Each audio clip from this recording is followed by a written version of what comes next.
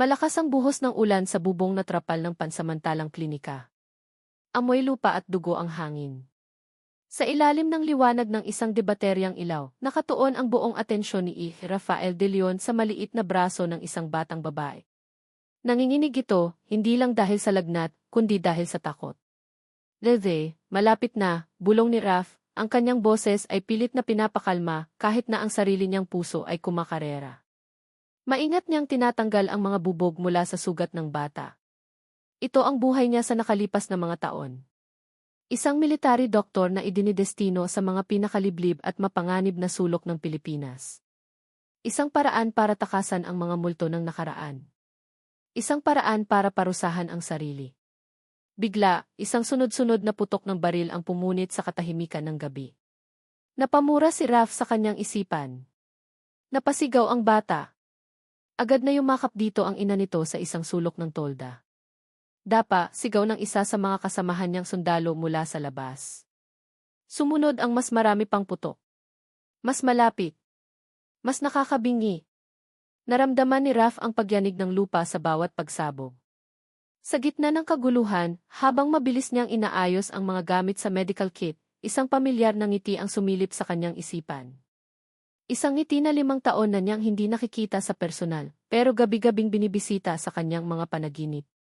Ang ngiti ni Lyra. Isang kirot ang biglang kumalat sa kanyang dibdib, mas matindi pa sa takot na dulot ng mga bala. Sana nandito ka, Lyra. Sana ligtas ka. Pero alam niyang imposible iyon. 5 taon na. 5 taon mula nang mawala siya na parang bula. Sir! Kailangan na nating umalis, sigaw ng sundalo, pumasok ito sa loob ng tolda, basang-basa at may bahid ng putik sa mukha. Mabilis na tumango si Raf. Hinawakan niya ang medical kit. Ito ang pinakaimportante. Buhay ng marami ang nakasalalay dito.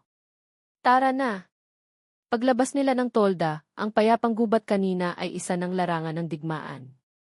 Mga anino na gumagalaw sa pagitan ng mga puno. Mga sigaw. Mga putok. Hindi nila alam kung sino ang kalaban.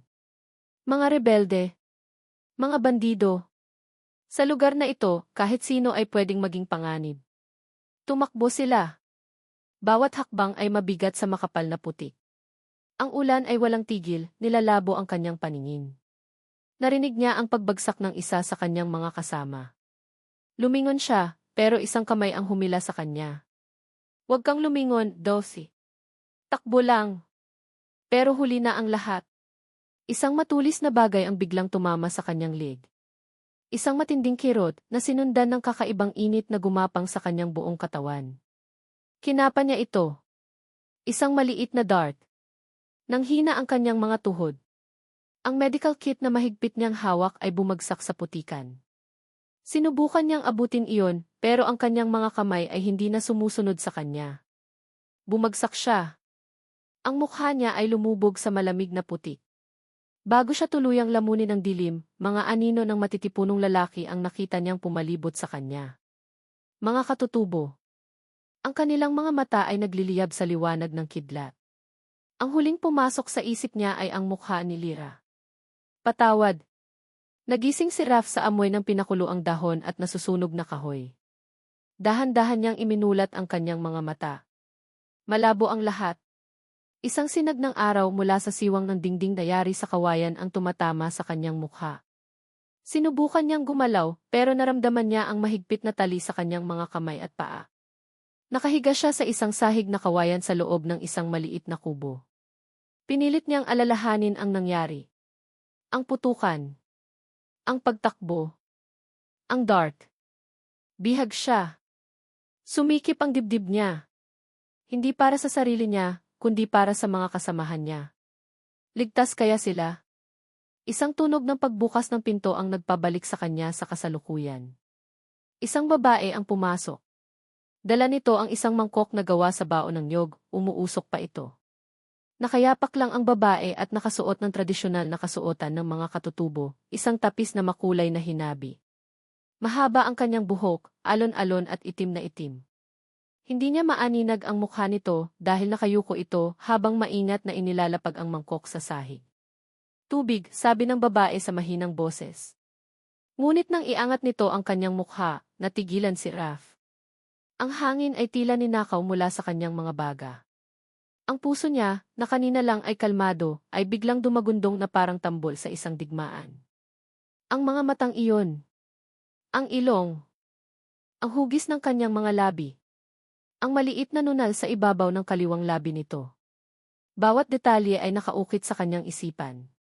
Bawat detalye ay bahagi ng kanyang kaluluwa. Hindi. Hindi maaari. Lyra. Ang pangalan ay lumabas sa kanyang bibig na parang isang panalangin, isang desperadong bulong. Ang babae ay bahagyang napaatras. Kumunot ang noo nito at sa mga mata niya, walang kahit anong bahid ng pagkakilala. Ang nakita lang ni Raph ay pagtataka, pag-iingat at kaunting takot. Tinitigan siya nito na parang isang ganap na estranghero. Sino ka? Tanong ng babae, ang boses ay malamig at walang emosyon.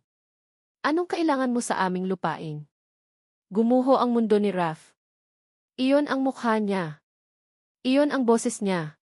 Pero ang mga mata niya ay pag-aari ng ibang tao. Isang salita lang ang kaya niyang isagot, basag at puno ng hindi makapaniwalang sakit. Lyra. Lyra. Paulit-ulit na umalinggaw ang pangalang iyon sa isipan ni Bulaklak habang mabilis siyang lumalabas ng kubo. Ang paraan ng pagbigkas ng estranghero sa pangalang iyon, puno ng pananabik, sakit at pag-asa, ay nagdulot ng kakaibang kaba sa kanyang dibdib. Sino si Lyra? At bakit sa tuwing naririnig niya ito, may kung anong kumikirot sa puso niya, isang pamilyar na sakit na hindi niya maintindihan? Napahawak siya sa kanyang dibdib, pinapakalma ang sarili. Ang buhay niya ay simple. Gumigising siya sa pagsikat ng araw, naliligo sa malamig na tubig ng sapa, nangunguha ng mga prutas at gulay sa gubat, at inaalagaan ang pinakamahalagang tao sa buhay niya, si Maya, ang kanyang 5 taong gulang na anak. Wala siyang maalala bago ang araw na magising siya sa pangangalaga ni Apo Adlaw at ng tribong Tala. Ang sabi nila, natagpuan nila siya at ang sanggol na si Maya malapit sa isang bangin, walang malay at sugatan. Ang nakaraan niya ay isang blangkong pader. Sila ang nagbigay sa kanya ng pangalang Bulaklak, dahil tulad daw ng isang bulaklak sa gubat, siya ay maganda ngunit marupok, isang hiyas na kailangang protektahan. At iyon ang tinanggap niya. Iyon ang naging katotohanan niya. Hanggang ngayon. Inay. Isang matamis na boses ang pumukaw sa kanya. Nakita niya si Maya na tumatakbo palapit, ang mga paa nitong maliliit ay sanay na sa lupang tinatapakan. Maya, anak, sabi ni Bulaklak, isang ngiti ang agad na pumalit sa kanyang pagkalito. Lumuhod siya para salubungin ang yakap ng anak. Saan ka galing? Nakikipaglaro po sa mga paru-paro, sagot ng bata, ang mga mata nito ay kumikinang sa saya. Itinuro nito ang kubo kung saan nakakulong ang estranghero. Inay, sino po yung bagong dating? Bumigat muli ang dibdib ni Bulaklak. Isa siyang dayo, anak. Naligaw lang siya. Mabait po ba siya? Hindi alam ni Bulaklak ang isasagot. Ang tingin ng lalaki sa kanya kanina hindi iyon tingin ng isang masamang tao. Iyon ay tingin ng isang taong nakahanap ng isang bagay na matagal nang nawawala. Kinagabihan, inutusan siya ni Apo Adlaw na magdala muli ng pagkain sa bihag. Nag-aalangan man ay sumunod siya. Ayaw niyang makita muli ang mga matang iyon, mga matang tila nakakakita sa kaibuturan ng kanyang kaluluwa. Pagpasok niya sa kubo, naabutan niyang nakaupo ang lalaki, nakasandal sa dingding. Mas kalmado na ito ngayon, pero ang intensity sa mga mata nito ay hindi nabawasan. Salamat, sabi nito nang ilapag niya ang pagkain. Salamat, Lyra. Muli na naman. Ang pangalang iyon. Hindi ako si Lyra, mariin niyang sabi, mas para sa sarili niya kaysa sa lalaki. Ang pangalan ko ay Bulaklak. Isang malungkot na ngiti ang gumuhit sa labi ng lalaki. Bulaklak, ulit nito na parang tinatantya ang bigat ng salita. Magandang pangalan. Pero para sa akin, ikaw si Lyra. Palagi. Sinimulan nitong magkwento. Tungkol sa isang babaeng mahilig sa musika, na kayang tumugtog ng gitara at kumanta na parang isang anghel. Tungkol sa isang lalaking doktor na nangangarap magtayo ng klinika para sa mga mahihirap. Tungkol sa mga pangarap nila sa ilalim ng puno ng mangga, sa mga kantang sabay nilang isinulat. Hindi siya nakinig. O iyon ang sinabi niya sa sarili niya. Pero ang bawat salita ng lalaki ay parang mga buto na itinatanim sa isang tuyong lupa sa loob niya. Hindi kita kilala, sabi niya, ang boses ay nanginginig na. Hindi ko alam ang mga sinasabi mo. Pakiusap, tumigil ka na. Tumayo siya para umalis, pero ang mga salita ng lalaki ay humabol sa kanya. Ang paborito mong kulay ay dilaw. Mahilig ka sa sinigang na sobrang asim. At natatakot ka sa butiki. Natigilan siya sa may pinto. Paano niya nalaman? Ang takot niya sa butiki ay isang bagay na kahit si Maya ay pinagtatawanan. Umalis ka na sa lugar na ito, sabi niya nang hindi lumilingon. Mapanganib dito para sa'yo. Pagbalik niya sa kanyang sariling kubo, nadatnan niya si Apo Adlaw, ang matandang pinuno ng tribo. Ang mukha nito ay puno ng pag-aalala. Huwag kang magpadala sa kanyang mga salita, bulaklak, sabi ng matanda sa mahinahon, ngunit may bigat na boses. Ang mga tagapatag ay magagaling manlinlang. Nahanap ka namin na nasa bingit ng kamatayan. Ang mga dayo ang may gawan yun sa'yo. Pinoprotektahan ka lang namin. Tumango si Bulaklak. Iyon ang alam niyang totoo. Ang tribong tala ang kanyang pamilya. Sila ang nagligtas sa kanya. Pero bakit ang mga salita ng estranghero ay nag-iiwan ng mas malalim na marka kaysa sa mga salita ng taong nag-alaga sa kanya? Nang gabing iyon, hindi siya mapakali. Habang mahimbing na natutulog si Maya sa kanyang tabi, si Bulaklak ay nakatingin lang sa kisam na gawa sa nipa, ang isip ay gulong-gulo. Bigla, narinig niya ang paggalaw sa labas. Si Maya. Dahan-dahang bumangon ang kanyang anak at lumabas ng kubo. Sinundan niya ito ng walang ingay. Ang puso niya ay kinabahan. Nakita niya si Maya na dahan-dahang lumalapit sa kubo kung saan nakakulong ang estranghero. Maya, bumalik ka dito, pabulong niyang tawag. Pero hindi siya narinig ng bata. Sumilip si Maya sa siwang ng dingding na kawayan. Si Bulaklak ay nagtago sa likod ng isang puno, handang tumakbo kung sakali. Hindi sumigaw ang estranghero. Hindi ito nagpakita ng kahit anong panganib. Sa halip, sa liwanag ng buwan na tumatago sa kubo, nakita ni Bulaklak na ngumiti ito sa kanyang anak. Isang ngiti na puno ng pagmamahal at lungkot. At pagkatapos, nagsimula itong humimig. Isang simpleng melodya. Isang kantang parang oyay. Walang salita, himig lang. Ngunit sa sandaling marinig iyon ni Bulaklak, napahawak siya sa puno para suportahan ang sarili. Ang kanyang mga tuhod ay biglang nanghina. Ang himig na iyon. Saan niya narinig ang himig na iyon? Ito'y parang isang susi na pilit binubuksan ang isang sirang kandado sa kanyang isipan. Pamilyar. Sobrang pamilyar. Ang puso niya ay biglang bumilis, hindi sa takot, kundi sa isang emosyon na hindi niya mapangalanan. Sa kanyang harapan, ang estranghero ay humihimig. At sa tabi ng kubo, ang anak niyang si Maya, sa halip na matakot, ay dahan-dahang umuupo, nakikinig, na para bang matagal na nitong alam ang kantang iyon. Nabitawan ni Bulaklak ang hawak niyang bayong ng mga halamang gamot. Ang tunog ng pagbagsak nito sa lupa ay hindi niya narinig. Ang tanging naririnig niya ay ang himig na iyon at ang malakas na kabog ng sarili niyang puso na nagtatanong. Sino ka? At sino ako? Alam ni Raf na nakita siya ni Lyra. Naramdaman niya ang presensya nito sa labas ng kubo. Narinig niya ang pagbagsak ng bayong. Pero hindi na siya nagsalita. Hinayaan lang niya ang himig na gawin ang trabaho nito. Ang himig na iyon, ang ioyain ni Maya, ang kauna-unahang kantang isinulat niya noong nalaman niyang nagdadalang tao si Lyra. Hindi pa nila alam kung babae o lalaki, pero para sa kanya, ang pangalang Maya, simbolo ng kalayaan at pag-asa, ay laging naroon. Iyon ang sandata niya ngayon. Hindi ang mga kwento. Hindi ang mga pilit na pagpapaalala. Kundi ang musika. Ang wika ng kanilang mga kaluluwa. Kinabukasan, nagbago ang pakikitungo sa kanya ng tribo. Si Apo Adlaw mismo ang nagpunta sa kanyang kubo, hindi na para magbanta, kundi para magtanong. Ang himig na iyon kagabi, simula ng matanda, ang mga mata nito ay matalas na nakatitig sa kanya. Saan mo narinig iyon? Hindi ko iyon narinig kahit saan, sagot ni Raf, ang boses ay kalmado. Ako ang gumawa noon. Para sa kanila. Nagkaroon ng mahabang katahimikan.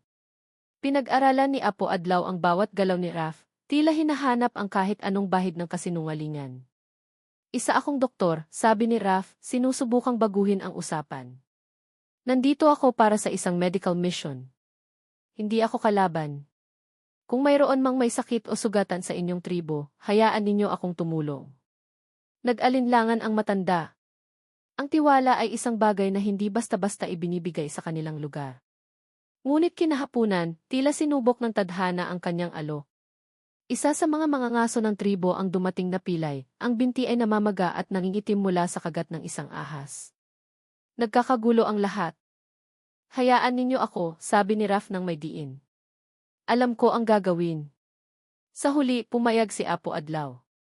Kinalagan siya ng mga ito. Agad na kumilos si Raf. Ginamit niya ang mga natitirang gamit sa kanyang bulsa at ang kaalaman niya sa mga halamang gamot na itinuro ng lola niya. Mabilis. Tiyak. Bawat galaw niya ay nagpapakita ng mga taon ng pagsasanay. Matapos ang halos 1 oras, naagapan niya ang lason. Stable na ang lagay ng mga ngaso. Nakita ni Raf ang pagbabago sa mga mata ng tribo. Ang pagdududa ay napalitan ng respeto. Nang gabing iyon, muling kinausap ni Apo Adlaw si Raf. Ngayon, sa harap na ng apoy, kung saan mas malinaw nilang nakikita ang isa't isa. Sino ka talaga? Tanong ng matanda. Sinabi ko na sayo. Ang pangalan ko ay Rafael de Leon. At ang babaeng tinatawag ninyong bulaklak siya si Lira. Ang asawa ko. At si Maya anak ko. Bumuntong hininga ang matanda. Tumingin ito sa apoy na nagliliyab. 5 taon na ang nakalipas, simula ni Apo Adlaw sa pagkukwento. Isang gabi, habang malakas ang ulan, narinig namin ang isang malakas na pagsabog mula sa ibaba ng bangin. Nang puntahan namin, nakita namin ang isang sasakyang wasak. Sa loob, naroon si Bulaklak, walang malay, may malaking sugat sa ulo. Sa tabi niya, isang sanggol na walang tigil sa pag-iyak. Kinilabutan si Raf. Ito na. Ang mga piraso ng palaisipan. Ginamot namin siya gamit ang aming kaalaman. Nabuhay siya, pero ang kanyang mga alaala ay nawala. Wala siyang maalala. Kahit ang sarili niyang pangalan. O ang pangalan ng kanyang anak. Napapikit si Raf. Ang sakit. Ang sakit isipin na dumaan si Lira sa lahat ng iyon ng mag-isa. Pinrotektahan namin siya, patuloy ng matanda. Ang mga tagapatag ay mapanganib. Kung sino man ang may gawa nito sa kanya, maaaring bumalik. Kaya itinago namin siya. Itinuring na isa sa amin. Tumango si Raf. Ngayon, naiintindihan na niya. Hindi sila mga kidnapper. Sila ay mga tagapagligtas. Salamat, sabi ni Raf, ang boses ay puno ng sinseridad. Salamat sa pagligtas sa buhay ng pamilya ko. Mula noon, malaya na siyang nakakagalaw sa nayon. Sinimulan niyang tulungan ang mga may sakit, gamit ang pinaghalong modernong medisina at tradisyonal na kaalaman ng tribo. Pero ang pangunahing misyon niya ay si Lira. Sinubukan niyang lapitan ito ng dahan-dahan. Hindi na niya ito tinawag na Lira. Tinawag niya itong Bulaklak bilang pagrespeto. Hindi na niya ito kinwentuhan tungkol sa nakaraan. Sa halip, kinwentuhan niya ito tungkol sa musika. Alam mo ba, sabi niya isang hapon habang nagpapahinga sila sa ilalim ng isang puno, ang bawat himig ay may kwento. May himig para sa saya, para sa lungkot, para sa pag-ibig. Si Bulaklak o Lira ay nakikinig lang. Ang mga pader na binuo niya sa paligid ng kanyang sarili ay unti-unting gumuho, ngunit napakabagal. May takot pa rin sa kanyang mga mata, pero mayroon na ring kuryosidad. Isang araw, nakakita si Raf ng isang piraso ng kawayan. Sa loob ng ilang oras, ginawa niya itong isang simpleng plauta. Umupo siya sa lugar kung saan madalas maglaro si Maya, at sinimulan niyang tugtugin ang isa sa mga kantang madalas nilang kantahin ni Lira noon. Isang masayang kanta tungkol sa mga alitaptap. Nakita niya si Lira na natigilan sa kanyang ginagawa sa di kalayuan. Napatitig ito sa kanya. Hindi ito lumapit pero hindi rin ito umalis. Maya-maya, sa gitna ng pagtugtog ni Raf, bigla na lang nagsalita si Lira, mahina, halos pabulong. Sa gabing madilim, napatigil sa pagtugtog si Raf. Tumingin siya kay Lira, ang puso niya ay tumatalon.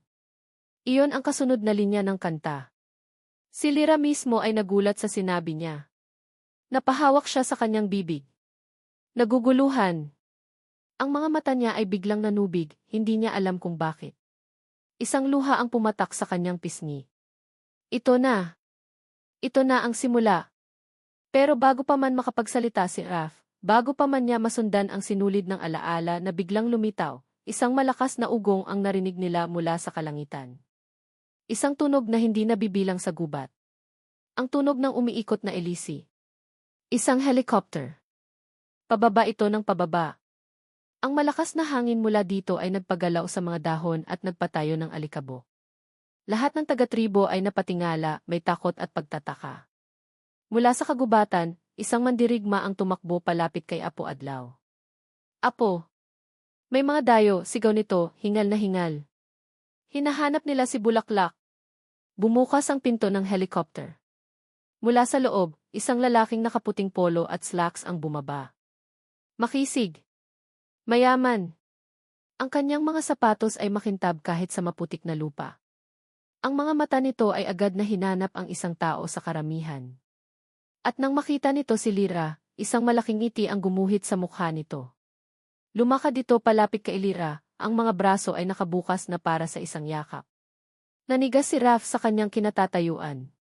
Kilala niya ang lalaking iyon. Si Miguel Sandoval. Ang lalaking dapat ay pakakasalan ni Lyra. Ang lalaking sumira sa kanila. Para kay Bulaklak, ang pagdating ng helicopter ay parang isang eksena mula sa isang panaginip na hindi niya maalala. Ang lahat ay nakakabingi at nakakasilaw. Ang mga tao sa paligid niya ay nagkakagulo. At pagkatapos, mula sa bakal na ibong iyon, isang lalaki ang lumabas. Hindi niya ito kilala. Ngunit sa paraan ng pagtingin nito sa kanya, tila kilalang kilala siya nito. Lyra. Ang pangalan na naman iyon. Ngunit ngayon, iba ang dating. Kung ang pagbigkas ni Raph ay puno ng lungkot at pananabik, ang sa lalaking ito ay puno ng pag-aari ng tagumpay. Bago pa man siya makagalaw, niyakap na siya nito ng mahigpit. Isang yakap na hindi pamilyar, isang yakap na nagdulot sa kanya ng pagkalito imbes na kapanatagan. Lyra, mahal ko. Nahanap din kita. Bumitaw ito sa yakap at hinawakan ang kanyang mukha. May mga luha sa mga mata nito, ngunit parang kulang sa init. 5 taon, Lyra. 5 taon kitang hinanap, sabi ng lalaki, ang boses ay puno ng emosyon na tila pinaghandaan. Napatingin si Bulaklak kay Apo Adlaw, naghahanap ng kasagutan. Ang matanda ay tahimik lang, pinagmamasdan ang bawat eksena. Napatingin din siya kay Raph, na nakatayo sa di kalayuan. Ang mukha ni Raph ay blanko, ngunit ang kanyang mga mata ay nag-aapoy sa galit at sakit. Sino ka? Iyon lang ang naibulong ni Bulaklak. Ako to, si Miguel, sabi ng lalaki, isang malambing na ngiti ang sumilay sa kanyang labi. Ang fiancé mo. Ang lalaking pakakasalan mo. Fiancé. Ang salita ay bago sa kanyang pandinig. Ngunit ang bigat nito ay agad niyang naramdaman. Kinuha ni Miguel ang kanyang kamay. Hindi mo naaalala? Ang aksidente inakala ng lahat na nawala ka na. Pero hindi ako sumuko. Alam kong buhay ka. Alam kong mahahanap kita. Ang kwento ni Miguel ay perpekto. Bawat detalye ay konektado. Mayroon siyang mga sagot sa bawat tanong na hindi pa niya nabubuo sa kanyang isipan. Ipinakita nito sa kanya ang isang cellphone. Sa screen, mga litrato. Siya, nakangiti, kayakap si Miguel sa isang magandang beach. Siya, sa isang mamahaling restaurant, may singsing sa daliri. Siya, masaya. O mukhang masaya. Tingnan mo, Lyra. Ito tayo, bulong ni Miguel. Masaya. Nagmamahalan. Hanggang sa dumating siya. Itinuro ni Miguel si Raph. Siya ang dahilan ng lahat ng ito, sabi ni Miguel, ang boses ay nagbago, naging puno ng hinanakit. Isang military doctor na na-assign malapit sa atin. Na-obsess siya sa'yo. Sinubukan kanyang agawin sa akin. Ang aksidente naniniwala akong may kinalaman siya doon. Napatingin si Bulaklak kay Raph. Ang kwento ni Miguel ay tila isang lason na dahan-dahang kumakalat sa kanyang isipan, binubura ang mumunting koneksyon na nagsisimula ng mabuo sa pagitan nila ni Raph. Totoo ba? Si Raph ba ang masama sa kwento? Ang mga himig, ang mga pamilyar na pakiramdam lahat ba iyon ay bahagi ng isang panlilinlang? Hindi, sabi ni Raf mula sa kanyang kinatatayuan, ang boses ay matatag. Miguel, sinungaling ka. Ngumisi lang si Miguel. At sino ang paniniwalaan niya, Raf? Isang bihag na estranghero. O ang lalaking may patunay ng kanilang pagmamahalan? Ang mundo ni Bulaklak ay umikot. Isang kamay ang humawak sa kanya para suportahan siya. Si Miguel. Hayaan mo ako ang mag-alaga sa'yo, Lira, sabi ni Miguel. Uwi na tayo. Itutuloy natin ang buhay na ninakaw sa atin. Sa sumunod na mga oras, si Miguel ay parang isang prinsipe mula sa isang fairy tale. Ipinakita niya kay Apo Adlaw ang mga papeles na nagpapatunay pinang kanyang pagkatao.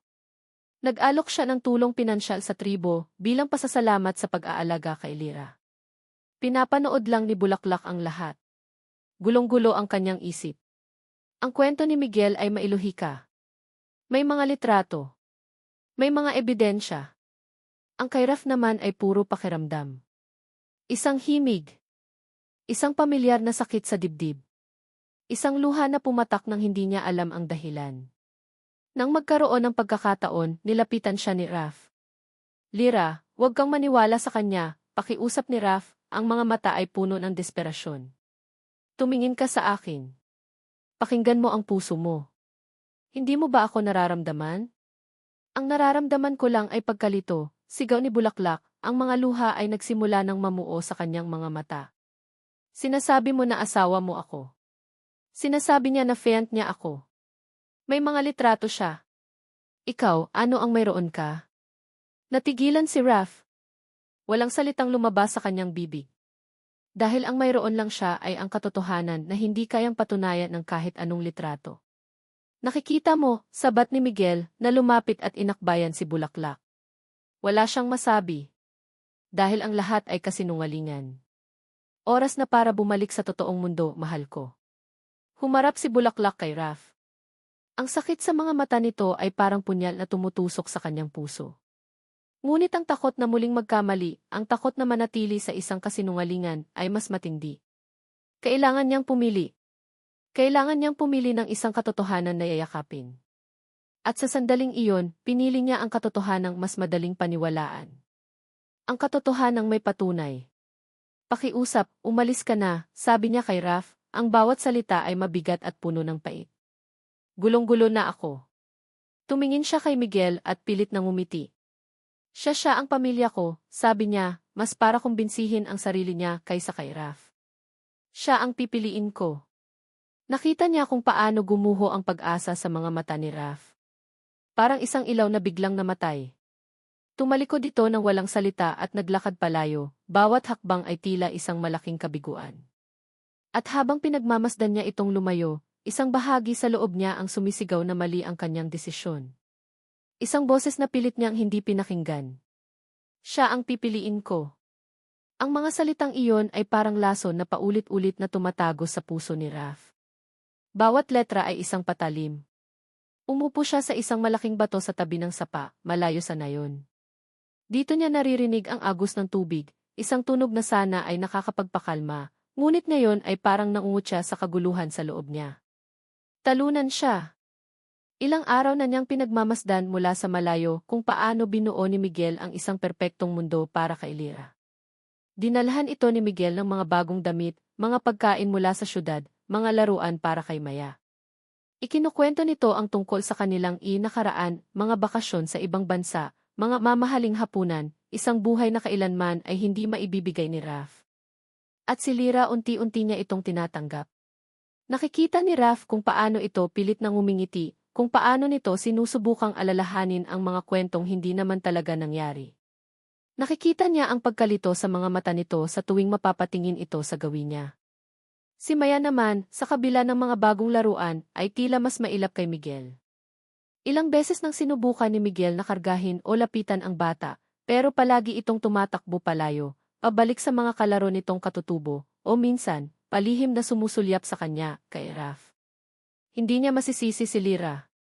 Ano nga ba naman ang laban ng mga himig at pakiramdam sa mga litrato at magagandang pangako? Ang nakaraan na inaalok ni Miguel ay kumpleto at makulay. Ang nakaraan na hawak ni Raf ay pira-piraso at puno ng sakit. Napayuko si Raph, isinubsob ang mukha sa kanyang mga palad. Bakit ka bumitaw, Lyra? Ang pangako natin wala na bang halaga yon? Pero paano nga ba niya sisisihin ang isang taong hindi nakaalala sa pangako? Hindi pa tapos ang laban.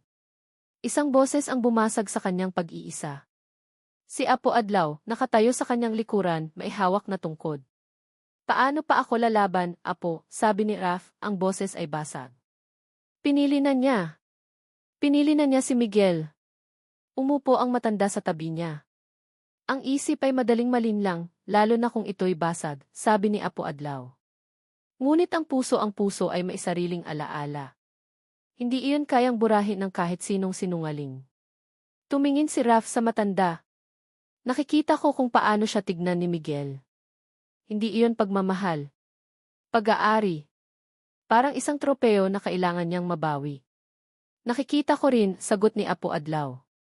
Nakikita ko kung paano siya mawala ng pasensya kapag hindi siya pinapansin ng batang si Maya. Nakikita ko ang inip sa kanyang mga mata kapag akala niya iwalang nakatingin. Biglang nagkaroon ng kislap ng pag-asa sa puso ni Raph. Hindi siya nag-iisa sa kanyang pagdududa. Pinayagan ko siyang manatili dito dahil gusto kong bigyan si Bulaklak ng pagkakataong mamili, patuloy ng matanda. Pero hindi ibig sabihin noon ay pinagkakatiwalaan ko siya. Ang tribong tala ay marunong kumilatis ng taong may malinis na puso. Tumayo si Apo Adlaw. Noong una ka naming makita, akala namin iisa ka sa kanila. Ngunit nakita namin kung paano mo tinitigan si Bulaklak. Nakita namin ang pag-aalaga mo sa aming mga kasama. At narinig namin ang iyong musika. Inilahad ng matanda ang isang maliit at luma ng supot na gawa sa hinabing tela. Ito ang mga gamit na nakuha namin mula sa kanya noong araw na iyon, sabi ni Apo Adlaw. Ibinabalik ko sayo. Baka may isang bagay dito na mas malakas pa sa mga litrato at kasinungalingan. Kinuha ni Raph ang supot. Ang kanyang mga kamay ay nanginginig.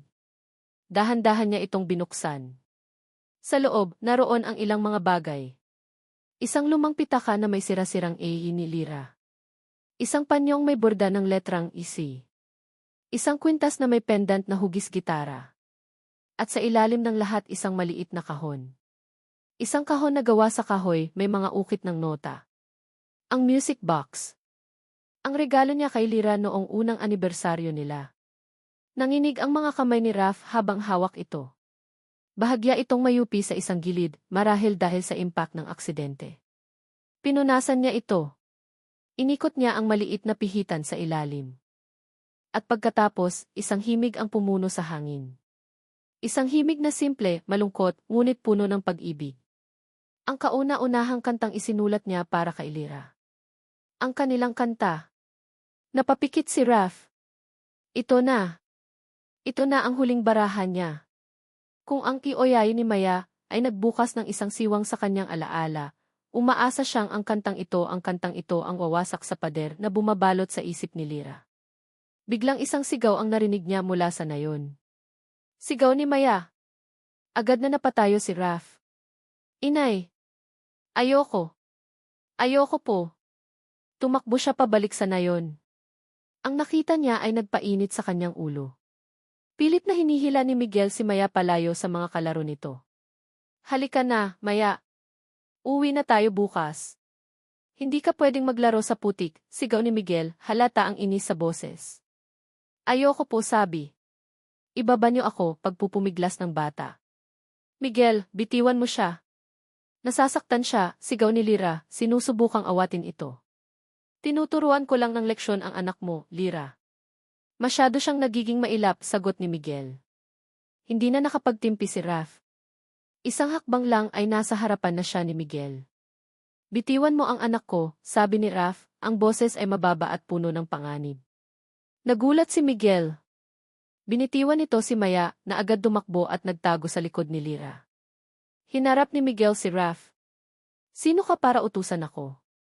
Pamilya ko sila. Ang pamilya ay hindi nananakit, sagot ni Raph, ang mga mata ay matalim na nakatitig kay Miguel. Nang gabing iyon, isang anunsyo ang ginawa ni Miguel sa harap ng buong tribo. Maraming salamat sa inyong pag-aalaga kay Lyra at Maya. Bilang pasasalamat, mag-iiwan ako ng malaking donasyon, sabi ni Miguel na parang isang politikong nangangampanya.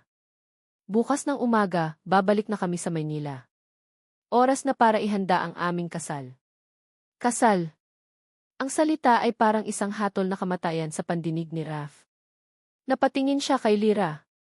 Nakayuko lang ito, hindi makatingin sa kanya. Alam ni Raf na nakita nito ang nangyari kanina. Alam niyang may duda na namang itinanim sa puso nito. Pero wala na siyang oras. Isang gabi na lang ang natitira sa kanya. Mahigpit niyang hinawakan ang music box sa loob ng kanyang bulsa. Isang gabi para ipaalala kay Lyra kung sino talaga ang mahal niya. Isang gabi para ibalik ang lahat. Hindi mapakali si Lyra. Kanina pa siya nakahiga sa tabi ni Maya, pero ang kanyang mga mata ay dilat na dilat sa dilim. Ang anunsyo ni Miguel tungkol sa kasal ay hindi nagdulot sa kanya ng saya, kundi ng isang hindi maipaliwanag na takot. Bukas, aalis na sila sa lugar na ito. Ang lugar na naging tahanan niya sa loob ng 5 taon. Bumangon siya. Dahan-dahan para hindi magising ang kanyang anak. Kailangan niya ng hangin. Kailangan niyang makapag-isip. Ang eksena kanina sa pagitan ni Miguel at Maya ay paulit-ulit na naglalaro sa kanyang isipan. Ang pagkainis sa mukha ni Miguel. Ang takot sa mga mata ng kanyang anak. Hindi iyon ang reaksyon ng isang mapagmahal na ama. Paglabas niya ng kubo, malamig ang simoy ng hangin. Tahimik ang buong nayon, tanging tunog lang ng mga kuliglig ang maririnig. Tumingin siya sa kubo kung saan natutulog si Miguel. Imbes na pagmamahal, isang malamig na pader ang tila humaharang sa puso niya. Bakit? Kung ito talaga ang lalaking mahal niya, bakit mas nangingibabaw ang takot at pag-aalinlangan? Naglakad siya patungo sa sapa, ang lugar kung saan madalas niyang nakikita si Raf na nag-iisa. At naroon nga ito. Nakatayo sa ilalim ng puno, sa liwanag ng buwan. Tila hinihintay siya. Hindi nagsalita si Raf. Walang pakiusap. Walang panunumbat. Tinitigan lang siya nito, ang mga mata ay puno ng lungkot, pero mayroon ding hindi natitinag na paniniwala. Bulaklak, sabi nito sa mahinang boses. Ang pangalang ibinigay sa kanya ng tribo. Isang pangalan ng paggalang. Bukas na kami aalis, sabi ni Lyra, hindi niya alam kung bakit kailangan niyang sabihin iyon. Alam ko, sagot ni Raf. May kinuha ito mula sa kanyang bulsa. Isang maliit na kahon na gawa sa kahoy. Lumana at may kaunting yupi sa gilid. Inilahad nito ang kahon sa kanya. Nag-aalangan man ay kinuha niya ito. Mabigat ito sa kanyang palad, at ang kahoy ay may kakaibang init. Buksan mo, sabi ni Raf. Nanginginig ang mga kamay ni Lyra habang dahan-dahan niyang itinataas ang takip ng kahon. At pagkatapos, isang himig ang pumuno sa katahimikan ng gabi. Isang himig na simple, malungkot at sobrang pamilyar. Bawat nota ay parang isang patak ng ulan na tumatama sa tuyong lupa ng kanyang alaala. Bawat nota ay parang isang kamay na dahan-dahang humahaplos sa kanyang puso. Napapikit siya. Bigla, mga imahe. Pira-piraso. Malabo. Isang lalaki. Si Raf.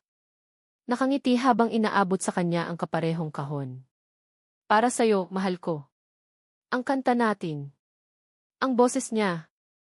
Ang ganda, Raf. Ang ganda, Ti. Ang himig ay nagpatuloy. At ang mga imahe ay lumilinaw. Isang madilim na gabi. Umuulan.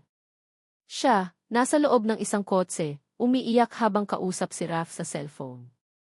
Aalis na ako, Raf. Susunod na ako sa'yo. Hindi ko kaya nang wala ka. Ang masayang mukha ni Raf sa screen. Mag-iingat ka, Lyra. Hihintayin kita. Biglang isang nakakasilaw na ilaw mula sa likuran. Isang malakas na busina. Isang itim na kotse ang humaharurot sa tabi niya. Sa loob, sa driver's seat. Ang mukha ni Miguel. Pero hindi ito ang mukha ng mabait at maunawaing Miguel na kilala niya. Ito ay mukha ng isang demonyo. Puno ng galit. Puno ng pagkasuklam. Sumisigaw ito. Hindi ka aalis? Akin ka lang, Lyra. Akin ka lang. Sinubukan nitong irempuhan ang kanyang kotse. Takot. Naramdaman niya ang matinding takot. Nawalan siya ng kontrol sa manibela. Ang sigaw niya. Ang tunog ng nababasag na salamin. Ang pag-ikot ng mundo. Dilim. Idinilat ni Lyra ang kanyang mga mata. Bitiw niya ang music box. Bumagsak ito sa damuhan, ngunit ang himig ay nagpatuloy. Nanginginig ang buong katawan niya. Malamig na pawis ang tumatagaktak sa kanyang noo. Humihingal siya na parang katatapos lang tumakbo ng malayo. Lyra, ayos ka lang? Tanong ni Raph, puno ng pag-aalala. Tumingin si Lyra kay Raph. At sa unang pagkakataon, hindi na siya isang estranghero. Nakikita na niya siya. Ang kanyang Raph. Ngunit ang alaala ang nakakatakot na alaala. Si Miguel T. Bulong niya, ang boses ay basag. Anong nangyayari dito? Isang boses mula sa kanilang likuran ang bumasag sa sandali. Si Miguel. Nakatayo ito, ang mukha ay nagpapakita ng inis. Lyra, anong ginagawa mo kasama ang lalaking yan? Hindi ba't sinabi ko nang layuan mo siya? Humarap si Lyra kay Miguel. Ang imahe ng galit nitong mukha sa kanyang alaala ay tila ipinatong sa mukha nito ngayon. Ang lahat ay nag-ugnay. Ikaw, Lee. Sabi ni Lyra, nanginginig ang boses. Ikaw ang nasa kabilang sasakyan. Natigilan si Miguel. Ang pagkainis sa mukha niya ay napalitan ng gulat at pagkatapos takot. Ano? Anong pinagsasabi mo, Lyra? Nalilito ka lang dahil sa kanya, sabi ni Miguel, itinuturo si Raph. Hindi, sabi ni Lyra, umiling-iling. Naaalala ko. Ang sigaw mo. Ang galit mo. Ang kotse di. Hindi totoo yan. Gawa-gawa lang yan ng isip mo. Sinisiraan niya ako sa'yo, desperadong sabi ni Miguel. Lumapit ito at pilit na hinawakan ang braso ni Lyra. Huwag mo siyang hawakan, sigaw ni Raph, humarang sa pagitan nila. Dito na nawala ang kontrol ni Miguel. Ang maskara ng pagiging prinsipe ay tuluyang nalaglag. Kasalanan mo to, sigaw ni Miguel kay Raph. Kung hindi ka dumating sa buhay namin, hindi sana ito mangyayari. Tumingin siya kay Lyra, ang mga mata ay nanlilisik. Ginawa ko lang yon dahil ayokong iwan mo ko para sa kanya. Mahal kita, Lyra. Para sa atin to. Isang malakas na hininga ang pinakawalan ni Lyra. Ang pag-amin. Iyon na. Ang huling piraso ng katotohanan. Hindi pagmamahal yan, sabi ni Lyra, ang boses ay malamig na ngayon, walang bahid ng takot. Pag-aari. At hindi ako isang bagay na pwedeng angkinin. Lyra, ati. Bago pa man makalapit muli si Miguel, mga anino ang lumabas mula sa dilim. Si Apo Adlaw, kasama ang kanyang mga pinakamatatapang na mandirigma. Nakatayo sila, mga sibat ay nakahanda, pumapalibot kay Miguel. Narinig nila ang lahat. Nanlaki ang mga mata ni Miguel. Napatingin siya sa paligid. Wala na siyang matatakbuhan. Ang gubat na dati tila isang paraiso ay naging isang kulungan. Huli na siya. Kinabukasan, hindi na ugong ng helikopter ang gumising sa nayon, kundi ang katahimikan. Iniwan ng mga mandirigma si Miguel na nakatali sa isang poste sa gitna ng nayon, naghihintay sa mga otoridad na tinawagan ni Raph gamit ang isang satellite phone. Ang dating makisig na anyo ni Miguel ay wala na, napalitan ng isang taong talunan, ang mga mata ay blanko at walang buhay. Walang sinuman sa tribo ang kumausap o tumingin sa kanya. Para sa kanila, isa na siyang multo. Umupo si Raph sa tabi ng sapa, sa parehong bato kung saan naramdaman niya ang matinding kabiguan ilang araw lang ang nakalipas. Ngayon, ang agos ng tubig ay parang isang himig ng pag-asa. Pinulot niya ang music box na naiwan sa damuhan kagabi. Marahan niya itong pinunasan. Raph. Isang boses ang tumawag sa kanya. Ang boses ni Lyra. Napalingon siya. Nakatayo ito roon, suot pa rin ang damit ng tribo, pero ang mga mata niya ay bumalik na. Ito na ang mga matang minahal niya. Umupo ito sa tabi niya. Sa pagitan nila ay isang komportableng katahimikan. Si Mayati. Simula ni Lyra, nakatingin sa mga batang naglalaro sa di kalayuan. Masaya siya dito. Malaya. Sagot ni Raph. Ligtas siya dito. Tumingin si Lyra sa kanya, ang mga mata ay puno ng emosyon na hindi pa niya lubusang maipaliwanag. Hindi ko pa rin maalala lahat, Raph. Pira-piraso pa rin. Parang isang basag na salamin. Hinawakan ni Raph ang kamay ni Lyra. Mainit. Pamilyar. Hindi natin kailangang buuin lahat ngayon. Ang importante, alam na natin kung ano ang totoo. Ang totoo, di. Ulit ni Lyra. Ang totoo ay nasaktan kita. Iniwan kita. Pinili ko siya. Umiling si Raph. Hindi. Ang pumili ay ang isip na nalilito. Pero ang puso mo hindi ito bumitaw. Naramdaman kita, Lyra. Kahit noong tinataboy mo ako, nararamdaman ko na isang bahagi sa iyo ang gustong kumapit. Tumingin si Lyra sa kanilang mga kamay na magkahawak. Ang nararamdaman ko ngayon ikaw. Ikaw ang tahanan ko. Isang ngiti ang sumilay sa labi ni Raph, isang tunay na ngiti pagkatapos ng napakatagal na panahon. Ikaw naman ang sa akin. Noon, ngayon at palagi. Hindi na nila kailangan ng maraming salita. Ang katahimikan sa pagitan nila ay puno na ng lahat ng pangunawa, pagpapatawad at pagmamahal na naipon sa loob ng 5 taon. Nang dumating ang mga otoridad para kunin si Miguel, si Lyra ay hindi na tumingin. Ang kabanatang iyon ng buhay niya ay sarado na. Kinahapunan, kinausap ni Raph si Apo Adlaw. Apo, hindi ko alam kung paano magpasalamat, sabi ni Raph. Utang namin sa inyo ang buhay namin. Ang gubat ay nagbibigay at kumukuha, sagot ng matanda. Ibinigay niya kayo sa amin para alagaan. At ibinalik niya kayo sa isa't isa. Gusto ko sanang manatili, sabi ni Raph, isang desisyon na nabuo sa kanyang puso kagabi pa. Hihingi ako ng mahabang leave sa serbisyo. Magtatayo ako ng isang maliit na klinika dito. Para sa inyo. Bilang pasasalamat. At bilang katuparan ng isang pangarap. Ngumiti si Apo Adlaw, isang bihirang ngiti na nagpapakita ng lahat ng kanyang mga guhit sa mukha. Ang nayon ng tala ay bukas para sa mga taong may malinis na puso. Ikaw at ang iyong pamilya ay hindi na mga dayo. Kabilang na kayo sa amin. Nang gabing iyon, habang ang buwan ay muling nagbibigay liwanag sa nayon, magkakasama ang munting pamilya sa ilalim ng isang malaking puno. Si Maya ay nasa kandungan ni Raph, habang si Lyra ay nakasandal sa kanyang balikat. Itay, sabi ni Maya, itinuturo ang kalangitan. Ano po yung mga kumikinang? Mga bituin, anak, sagot ni Raph, hinigpitan ang yakap sa bata. Sabi ng lolo mo, ang bawat bituin daw ay isang pangarap. Ang dami po nating pangarap, masayang sabi ni Maya. Tumingin si Raph kay Lyra. Nakita niya ang isang ngiti sa mga labi nito, isang ngiti na payapa, kontento, at puno ng pagmamahal. Ito ang ngiti na hinanap niya sa loob ng 5 taon. Hindi ang ngiti mula sa isang lumang litrato, kundi isang ngiti na para sa kanya, sa kanilang kasalukuyan, sa kanilang hinaharap. Hindi pa buo ang kanyang mga alaala. Marahil ay hindi na ito mabubuo ng perpekto. Ngunit hindi na iyon mahalaga.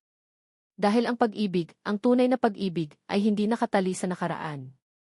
Ito ay isang himig na nararamdaman sa kasalukuyan. Isang koneksyon na hindi kayang sirain ang trahedya o burahin ng panahon. Sa ilalim ng libo-libong mga bituin sa kalangitan ng Sierra Madre, sa nayon ng tala, natagpuan nila hindi lang ang isa't isa, kundi isang bagong simula. Isang simula na binuo hindi sa mga alaala, kundi sa katotohanan ng isang pusong hindi kailanman natutong lumimot. At dito nagtatapos ang kwento ni Raph, Lyra at Maya. Mula sa kaibuturan ng aking puso, maraming salamat sa iyong paglalakbay kasama ko sa bawat kabanata. Salamat sa pagbibigay mo ng iyong oras at damdamin para pakinggan ang kwento ng isang pag-ibig na sinubok ng panahon at trahedya. Habang isinusulat ko ang paglalakbay ni Raph at Lyra, para bang naging totoo sila sa aking isipan. Naramdaman ko ang sakit ng pangulila ni Raph, ang pagkalito ni Lyra bilang si Bulaklak, at ang walang hanggang pag-asa na dala ng musika. Ang kwentong ito ay isang paalala para sa ating lahat. Isang paalala na ang tunay na pag-ibig ay hindi lamang nakatago sa ating mga alaala. Ito ay isang koneksyon na mas malalim, isang himig na nararamdaman ng ating puso, kahit pa nakalimot na ang ating isip. Ito ay tungkol sa pagpapatawad, hindi lamang sa iba, kundi pati na rin sa ating mga sarili. Ito ay tungkol sa paghahanap ng lakas sa gitna ng kawalan, at sa paniniwalang laging may naghihintay na bagong simula. Ngayon, nais kong marinig ang iyong boses. Ano ang pinakapaborito mong eksena? Anong aral ang pinakanag-iwan ng marka sa iyong puso? Ibahagi mo naman ang iyong saloobin sa comment section sa ibaba. Ang bawat komento ninyo ay inspirasyon para sa akin na magpatuloy sa pagsulat ng mga kwentong tatagos sa inyong mga puso. Muli, maraming salamat sa iyong pakikinig. Hanggang sa ating susunod na kwentuhan.